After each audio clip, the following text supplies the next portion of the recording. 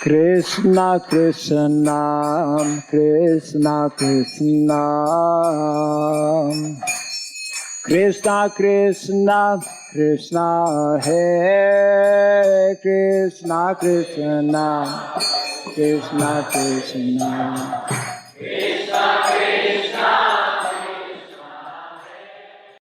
Hare Krishna. Jai Shri Prabhupada Ki. Welcome to our Pariprashnena Sevaya, where we are reading various questions that are coming from different devotees. We will begin, as we normally do, with short prayers of invocation so that this endeavor can be successful and bring all auspiciousness. Om Ajnanatirmirandasya Gyananjana Shalakaya Chakshurunmilitam Jena Tasmai Sri Gurave Namaha. Sri Chaitanya Manobhistam Stapitam Jena Bhutale Swayam Rupa Kadamahyam Dadati Swapadantikam. Nama Om Vishnu Padaya Krishna Presthaya Bhutale Srimate Bhaktivedanta Swamin Iti Namine. Namaste Saraswati Devi Gauravani Pracharine Nirvishesha Shunyavadi Taschacha Deshatarine. Jaya Sri Krishna Chaitanya Prabhu Nityananda Sri Advaita Gadadhara Srivasadi Gaura Bhakta Vrinda. Hare Krishna Krishna Krishna Hare Hare Hare Rama Rama Rama Hare Hare. Everyone may kindly repeat. Om Namo Bhagavate Vasudevaya. Om Namo Bhagavate Vasudevaya. Om Namo Bhagavate Vasudevaya. Om Shri Surabhyaya Namaha. Om Shri Surabhyaya Namaha. Om Shri Surabhyaya Namaha.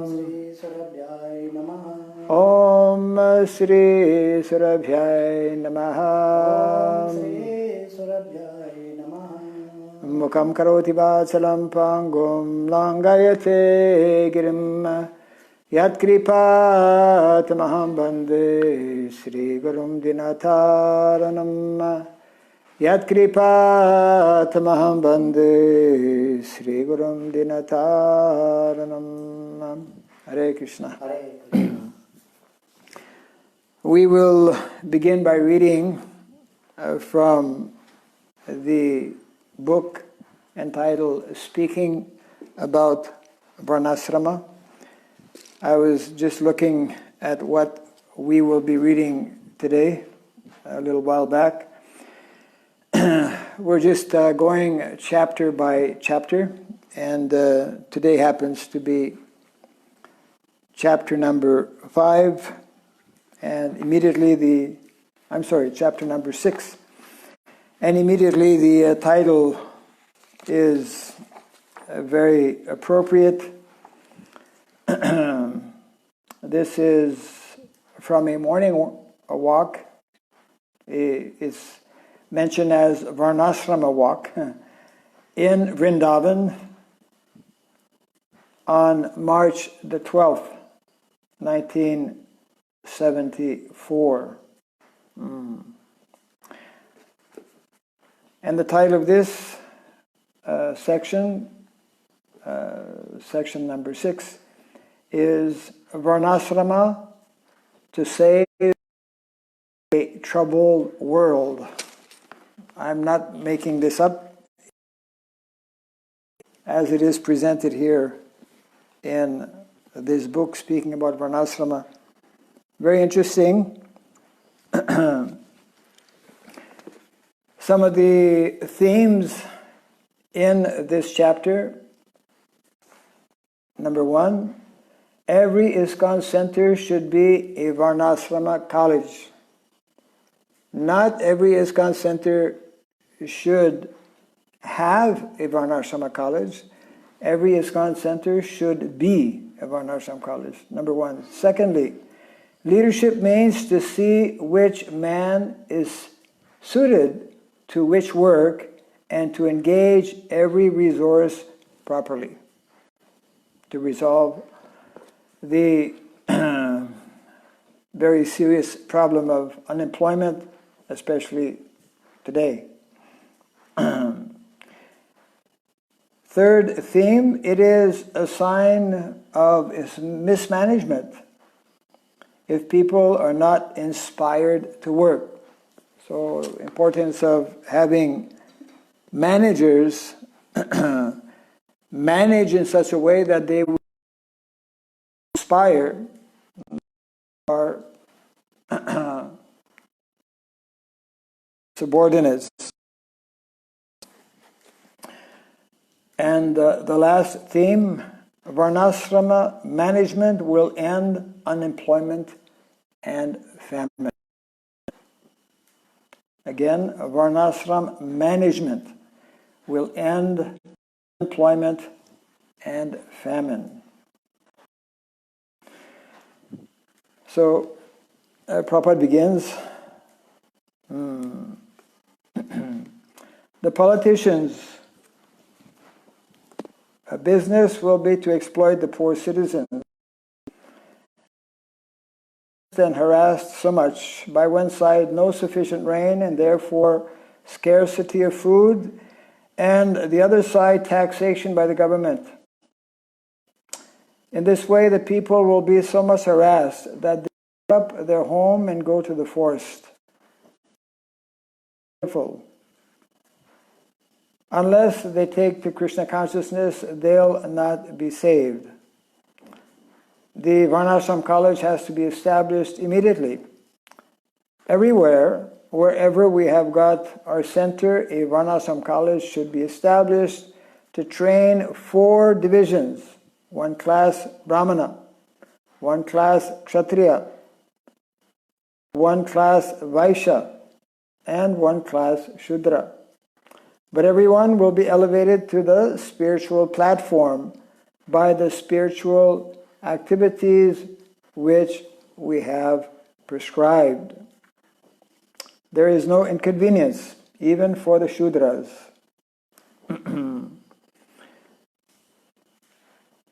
Then one devotee is asking, Bhagavan is asking, are Shudras supposed to take sannyas also? Prabhupada, no. Why? Shudras. Those who are Shudras, they should not be allowed to take sannyas. Only those who are qualified Brahmanas, they'll be allowed to take sannyas. Bhagavan, Kshatriya used to take sannyas too?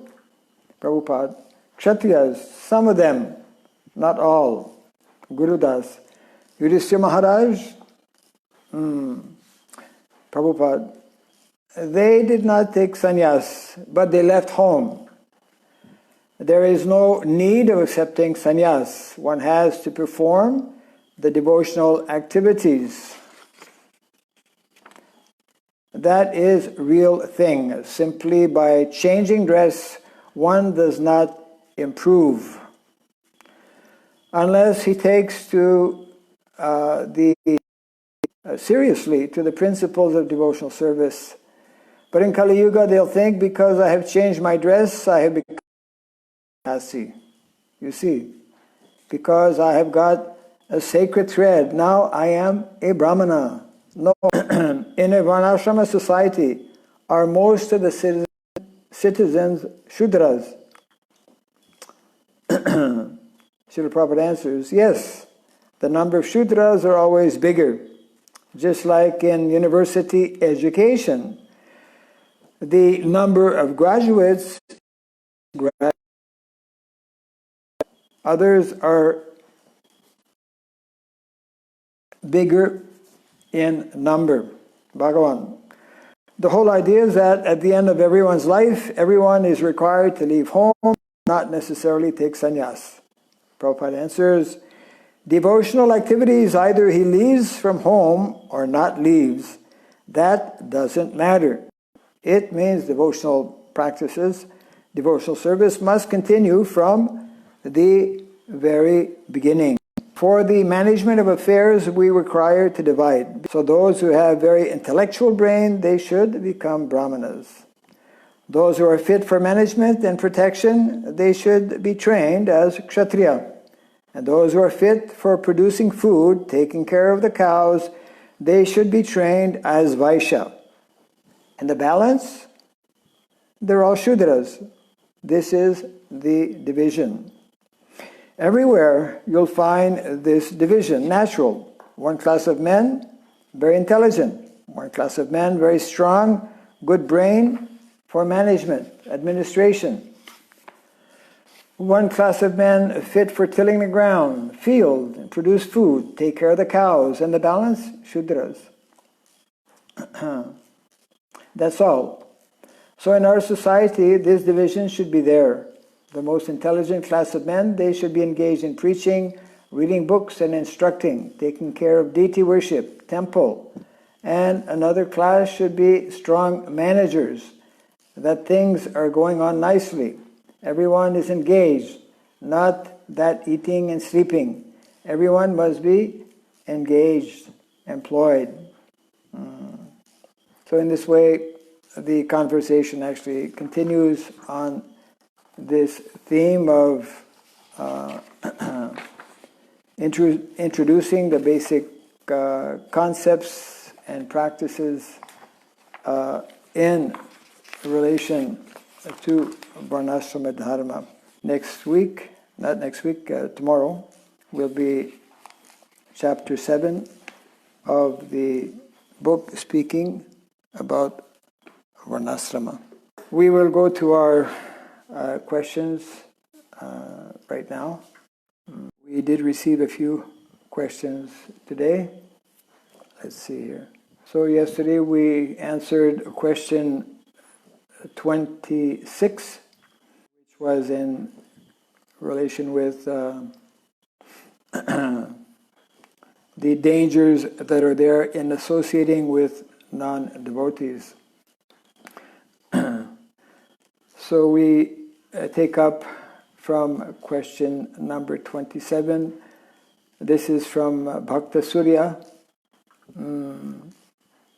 Surya Prakash Mehta in Jharkhand. If we really come from Goloka Vrindavan,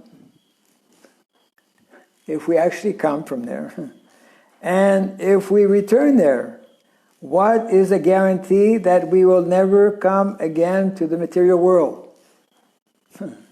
Good question. This has been asked many times, actually, by devotees. And of course, Krishna explains in the Bhagavad Gita that once having come in this material world and experienced the suffering and the anguish and the hellish condition, being separated actually from our original identity, from our original occupation, from our original natural loving relationship with Krishna. Once having experienced all of the miseries of this material world, dukkhalayam ashasvatam, we will never again return to the material world. And Srila Prabhupada explains, our Acharyas explains, it is something similar to a young child who has not experienced what is fire. Although his parents will tell him, don't put your hand on the fire. Children, being children, sometimes they will listen, sometimes they will not. And of course, those who do not listen and put their hand on the fire, they get burnt. All of us who have come in this material world have been very badly burnt by the threefold miseries of life and by the constant influence of the three modes of material nature. And therefore, in a similar way, having had that very terrible experience, very painful experience, once we finally again become purified and qualified to go back to the spiritual world, promises that we will never again. Theoretically, we could, in that the living entity still maintains his minute independence. Krishna is the Supreme Personality of Godhead, supremely independent. We are the part and parcel of the Lord, also having the same qualities of the Lord, and therefore also having this independence, quality of independence, but very minute independence. Theoretically, we can misuse this independence as we have, since we find ourselves here in the material world. So therefore, we should have, our process is to hear from the Shastra, to hear from the authorities, the acharyas, and when our acharyas and the Shastras explain that once having returned to the spiritual world, we will never again return, then we should accept that and not become unnecessarily mental about this matter. So I hope this helps to understand or clarify this particular question. Here is question number 28, which is from a devotee called Chirag, who's actually from Hebri, but right now he's in the UK. So he's asking a simple question: what is the right word to God? Is it Krishna, K-R-S-N-A, or is it Krishna, K-R-I-S-H-N-A, or both are right? Simple answer, both are right. It's simply a different way of spelling. Not only is the word Krishna referring to the Supreme Personality of Godhead, but if one happens to spend some time in the state of Orissa, having gone to Orissa a number of times, how most people in Orissa, when they refer to Krishna, they say Krishna. So whether it is Krishna, whether it is Krishna spelt with in diacritics, whether it is in whatever way it may be spelled, what is most important is the internal meaning or the intent and the mood or the desire. Krishna is not so much concerned by externals. He is especially wanting to see that our internal feelings are proper and are sincere in wanting to address Him, in wanting to glorify Him, and wanting to pray to Him. So there's no major difference. When I believe the Krishna book came out, Krishna This is how it was spelled, Krishna, the Supreme Personality of Godhead. So I hope this clarifies this point. The following question. This was the second question sent by Radhaduti Devidasi from Pune. And here is the statement followed by the question. It is usually observed that good hospitals are located far away from villages. And sometimes taking whatever facilities are available nearby leads to poor treatment. How is one supposed to deal with medical emergencies in a village community? Is one allowed to keep a car to help travel quickly to a nearby hospital? Actually, Prabhupada explains that when we are in a village, we don't need a car. We also don't need a cell phone. I was a few months ago in Telangana visiting one village, interviewing one of the local leaders. One of the questions on the first page that one needs to fill up, called biodata. So one of the questions is, what is your telephone number? Say, I don't have a telephone. I don't need a telephone. If I want to see somebody or speak to somebody, I just walk to him. I'm in the village. Very down-to-earth, practical person. So traditionally, number of things to take into consideration.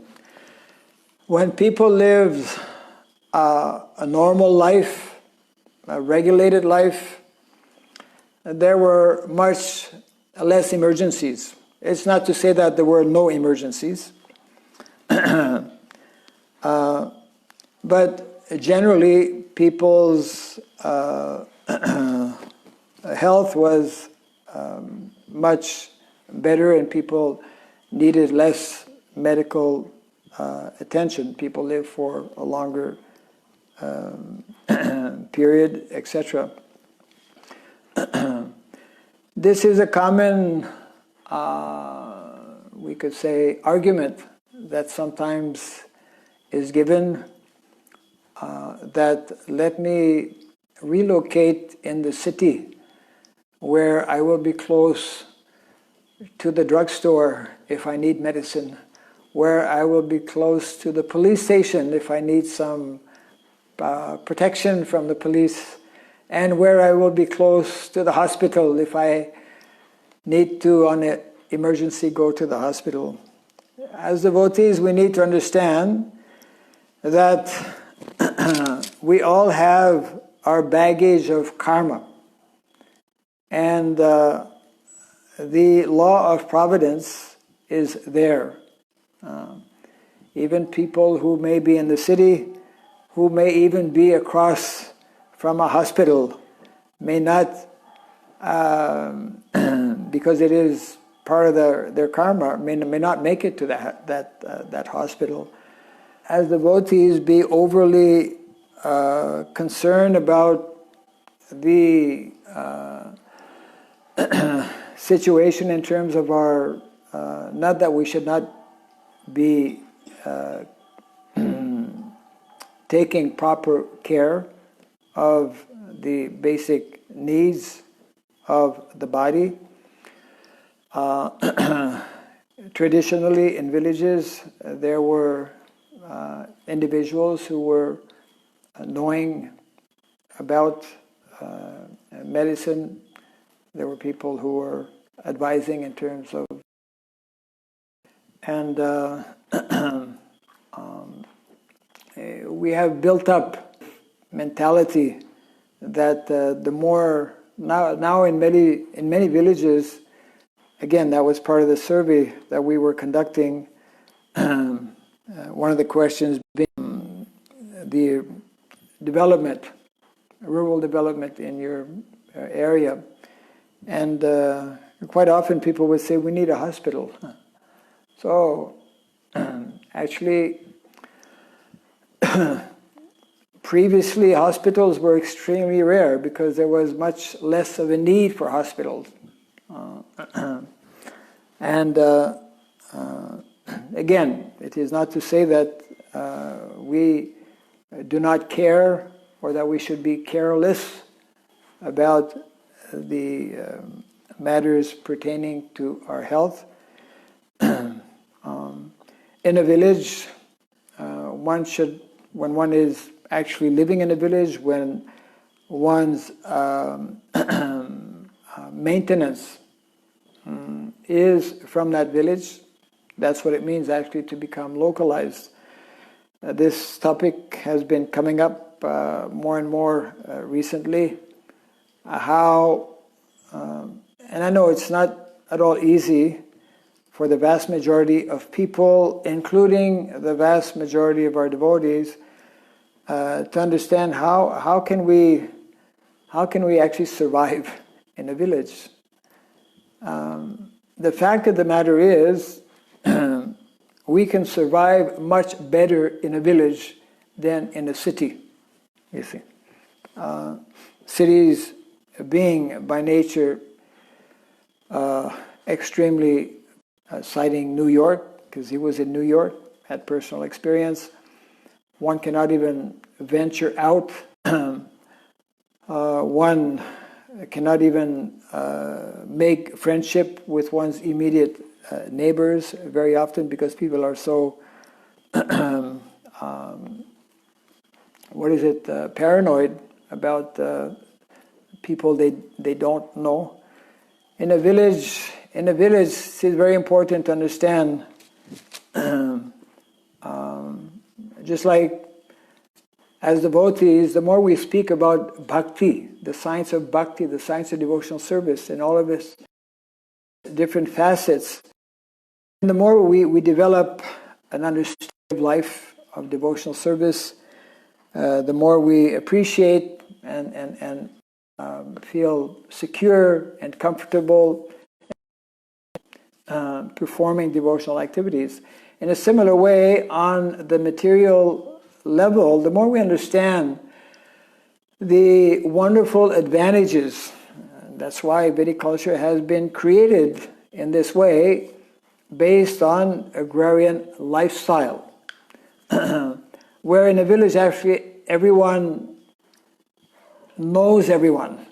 Everyone is very friendly and supportive to one another.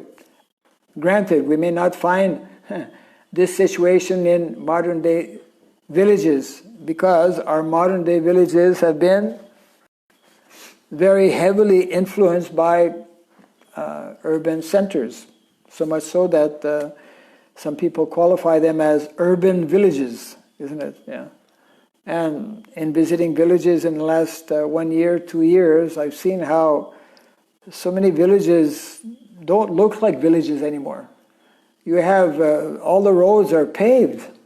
It's very modernized. You have big buses coming in to pick up children, to take them to school. Villages are no longer villages in the true sense. People are going back and forth. Motorcycles are there. Maybe living in villages, but actually their mind is elsewhere. You know, their mind is in the cities. They're being allured by things that are going on in the cities, etc. And so in this way, although they are living in the villages, they are not living the way they should be. We should always remember the ideal example that is there, of course, Vrindavan village. And even if we look at descriptions of villages, some of the Britishers, in terms of how clean villages, how people had such a wonderful character. Alcohol problem actually was introduced by the British, just like tea, also of tea, and become becoming addicted. So when we read and follow the good instructions that are given in our Shastra, and when we become nicely engaged in devotional activities, when we have villages who are capable of leading, then life are cared for.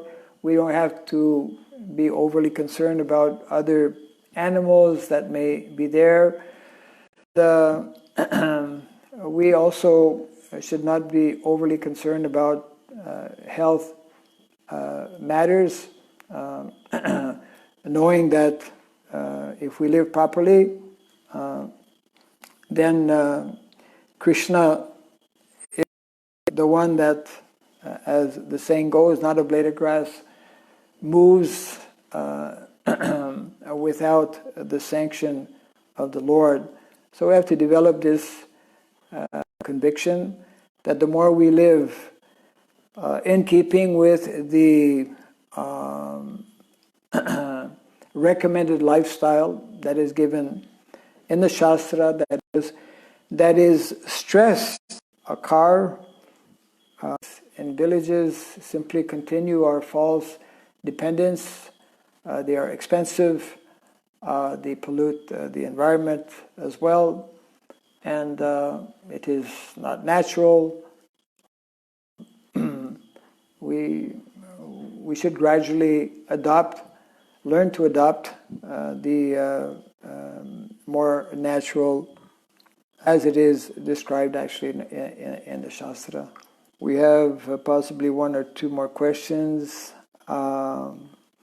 This is question number 30 from Anantatir Prabhu in Hyderabad. Can we expect people showing more towards sustainability after this whole crisis is over? And of course, the answer is yes. How long it will last, we don't know, but definitely a number of individuals, a number of devotees within our own ISKCON society, a number of leaders around the world, and a number of leaders, again, in society, will definitely have more thoughts, insights, and see, we need to be completely convinced, as he often reminded us, that modern day civilization is a misdirected civilization. And we're seeing how, practically overnight, the whole world has come to a standstill, practically speaking, with all of these shutdowns. And this is having, we cannot imagine, all kinds of major implications, and bringing about all kinds of inconveniences.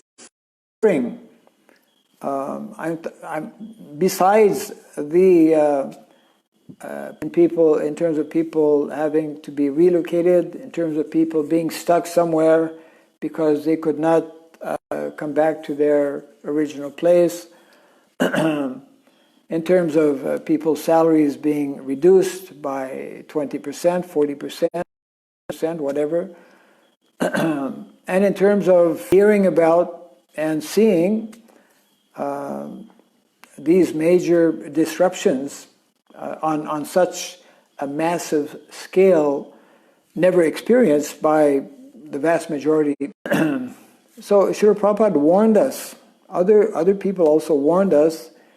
For us, it's important to know that Srila Prabhupada spoke about the kind of instability and danger that we are allowing ourselves to live in when we agree to be part of an unsustainable system.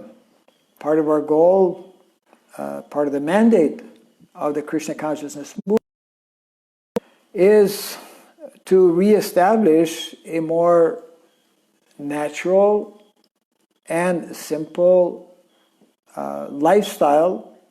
And this means actually based on these principles, these Vedic principles of Varna and Asrama. Okay, for the vast majority of people, even for many of our devotees, we have a hard time relating to Varna and Asramas. I mean, we've heard, we know what it means, but for us to implement it on the scale that is meant to be implemented, and in terms of how Vedic culture is showing us that this is the ideal way to live, we're still very far from that. As a society, as an ISKCON society. And so therefore, those who have some insights, some understanding, some conviction about this whole aspect and dimension of Srila Prabhupada's movement means establishing Varnasrama, means establishing communities based on the concepts and principles of self-sufficiency, sustainability, connected with the land, connected with cows, then we should take this whole event that is ongoing as an opportunity to bring this message home, so to speak. A very appropriate time to have, and I encourage our devotees to have more discussions among themselves, either on the internet, whatever. Some of these sections in Srila Prabhupada's books where there is more emphasis being placed on these topics. There's a small group of devotees for the last, actually in one sense it's recent, in another sense it's been on for quite a few years. I'm talking about this initiative I mentioned yesterday or the day before of establishing an online courses in regards to Varnasrama. At the beginning of this session, it just happened to be that conversation where Prabhupada was telling we need to establish Varnashram colleges. Actually, as well, Prabhupada's statement was that every ISKCON center should be, not should have, should be a Varnashram college. Varnashram college means a place of learning, an educational center. And what is our Vedic education? Our Vedic education is based on these basic principles of Varna and Asrama, you see. Our acharyas, beginning with Srila Bhaktivinoda Thakur up to Srila Prabhupada, I just happened to read some of these statements as I am conducting this research on the science, Vedic science of sociology. Prabhupada says that sociology means the 4 Varnas and the 4 Ashramas. It's that simple. Same thing. Srila Bhaktivinoda Thakur explains that the highest form of social organization, the highest and most ideal system for social organization is that system of Varna and Ashramas. I know we are a long way from getting this message across to common people, especially in the Western world. Practically anything outside of India, in Europe, in America, the word Varna and Ashram, people immediately reject the whole idea, thinking that we're trying to impose an unnatural system of caste system, caste division. has always been, contrary to what some people may explain otherwise, Vedic culture has always been, because Vedic culture means Sanatan Dharma. Sanatan Dharma means principles of Dharma, which are based at least on the material level, material platform, on these principles of Varna and Ashrama. So it is much better for all of us, at least who are devotees, to simply surrender to this ideology. We'll join ISKCON because we understood that we are eternal spirit souls, and Sanatan Dharma makes no difference. Canada, somebody from America, from India, we are all, as Krishna explains in the Bhagavad Gita, the learned person sees everyone as an eternal spirit soul. Hare Krishna, Krishna Krishna, Hare Hare, Hare Rama, Rama Rama, Hare Hare. Just one small reminder. If anyone who is listening to know more about what we referred to a little earlier and a few times in the last few days, in the context of Varnashrama College, we are looking and inviting both teachers to become faculty members of this Varnashrama College, as well as students. We already have a list of some 35 devotees from different countries who have expertise in different fields. We are in the process, through discussion and groups that we have put together. And therefore, if anyone is interested to know more about this, to be part of this as well, I consider this to be extremely important. It will help all of our devotees, centers actually, to know how to gradually introduce and implement this request, as we read a little earlier this evening, of our founder, Acharya Srila Prabhupada, that ISKCON Center become a Varnashrama college. And, a note to our secretariat in Mayapur, and simply you have to write to ISKCON Varnashrama in one word, .com. That's secretariat at ISKCON Varnashrama, with an A at the end of Varnashrama. No, the government in different countries, COVID-19 pandemic that is ongoing. Follow the guidance given by your local authorities. Let us together continue nicely to practice our Krishna consciousness